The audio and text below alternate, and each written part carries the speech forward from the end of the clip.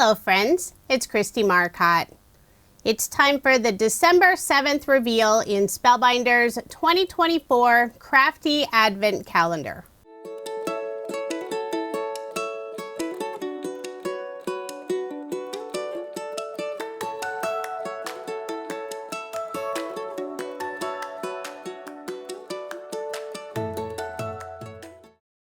If you have the Advent calendar and haven't looked at today's item, you may want to pause the video. I'm about to reveal it. If there are still Advent calendars available, I will have links in the description box below. So let's find box number 7. It's on the right side. We have a large box this time. I'll lift up that flap. We have 3 pictures. Looks like we have a layered stencil. It's a beautiful floral design. I'll set aside the Advent calendar, open up the package. That way you can see the 3 different stencil layers. Now you could use these individually, but they're definitely designed to use together. This is a smaller design and you could add just one of the images on your card, or you could mirror the image and add 2 of the designs. For my card, I'll start off with stenciling. I'm using Waffle Flowers Grip Mat. This is the 4 3/4 by 6 inch size. It fits inside a mini Misty. But you can also just put it right on your craft table and it'll hold the stencil and cardstock in place. I've already cut down my cardstock to 4 inches by 2 3/4 of an inch. Perfect size to fit this lovely stenciled image. And since the stencil is about the same size as the cardstock, I don't really have any areas for the stencil to hold onto the grip mat. So I will use some of Scrapbook.com's mint tape to hold that stencil in place. On each of the stencil layers, there's leaves, foliage, or flowers. For this first stencil, I'll add more mint tape to mask off some of the areas that I don't want green. The first ink color I'm using is from Catherine Pooler. This is Melon Ice. Nice light green color. The flowers will be a bluish teal color using Distress Oxide Salvaged Patina color. So I moved some of those mint tape pieces to make sure I didn't get any of the blue on the leaf areas.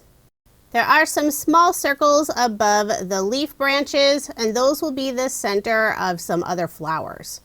On each of the stencil, there's also some tiny circles in each corner, and those are useful as a guide so you can layer the 3 stencils in the correct position. You could mark them lightly with a pencil, then just erase those marks later. I have just 2 more areas for this first stencil layer. But I'll set that aside and start working on the second stencil layer. This one has the flowers, the flower buds, the very center of the larger flower, and more of the foliage. Once I've lined it up, I'll secure the stencil in place with more mint tape, and I'm just reusing the mint tape since it's still very tacky. I'll start with the larger flowers using the Salvaged Patina color. I mask off the smaller flowers and also some of the foliage areas. That way I don't make them blue. Now I'll add ink to the flower buds. I'm switching ink colors. This time I'm using Distress Oxide Tumbled Glass.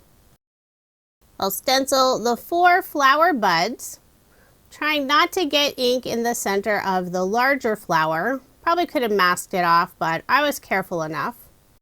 For the middle layer of the larger flower, I'm using Peacock feathers. This is another Distress Oxide ink.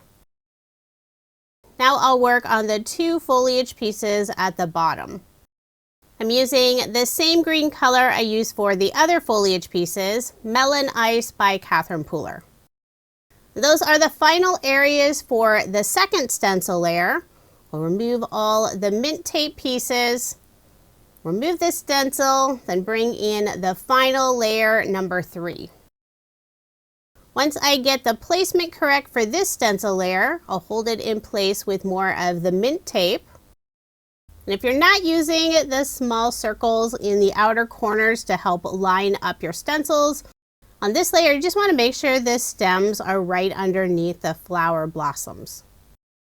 Now I'll start working on the branches and leaves. The ink color I'm using is Catherine Pooler's Green Tea, going for a slightly darker green than the leaves.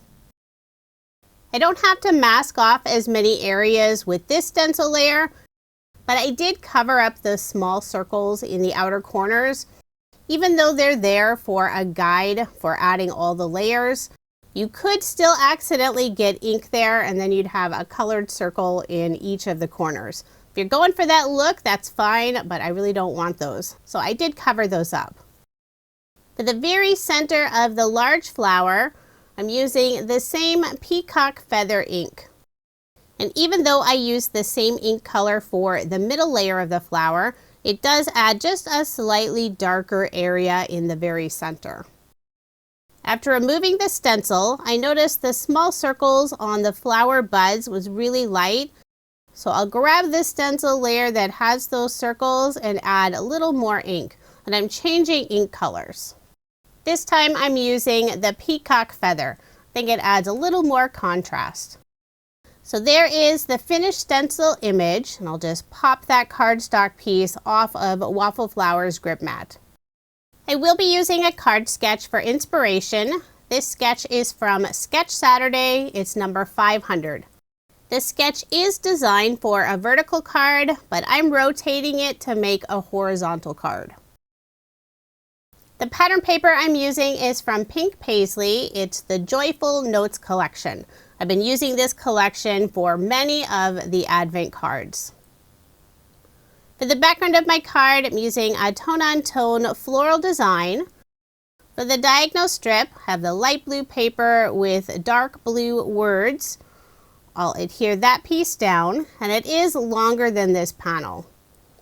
After adhering it in place, I'll simply flip over this panel, use a pair of scissors, and trim off the overhang. For a little bit of contrast and shine, I'm adding a Love from Lizi peel off along the edge of the diagonal strip. And since I will be covering up the very center of this panel, I'm able to use some of the small scrap pieces. The peel offs are the silver color in pinstripe style. I'll wrap the ends around the back, layer this panel on some dark blue cardstock, and I also layered the stencil image panel on the same dark blue cardstock. I'll put ATG tape on the back and add my card front onto a card base, leaving 1/8 of an inch of the white card base showing. For the larger rectangle piece, using the diagonal stripe rainbow pattern paper, also layered that piece on dark blue cardstock. I'll adhere that panel at the bottom of the card. Next, I'll add the stenciled image. The very top of the image will go off of the stripe paper, so I will add some scrap cardstock pieces behind it, just on the top area. I grabbed some blue cardstock and thin white cardstock, just using whatever scraps were on my craft table. Then I'll put ATG tape on the back and add the stenciled image on the front of the card. For a sentiment, I'm adding "Thanks so much," and this was a die from a previous Advent calendar day. Don't remember which day it was. I used some cream pearlescent cardstock and layered it on some silver mirror cardstock. So the sentiment has this beautiful silver shine when the light hits it. I will pop it up using some foam dimension. The white foam strips I'm using are from Honeybee Stamps, and I did cut them in half so they'd fit nicely behind the sentiment. For a final finishing touch, I'm using a white gel pen and adding highlights on the flowers and also a few of the leaves. I think it's time to toss this pen. It wasn't flowing very well. I did grab a scrap piece of cardstock, just trying to get that ink flowing better. So there is my finished card. I love this beautiful stenciled design.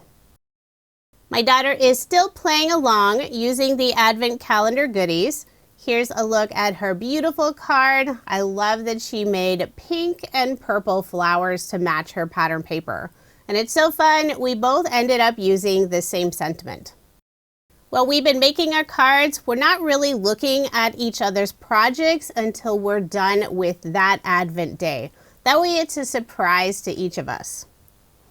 If you are interested in any of the products I used in this video, I do have links in the description box if they are still available. Be sure to come back tomorrow for the December 8th reveal and a card.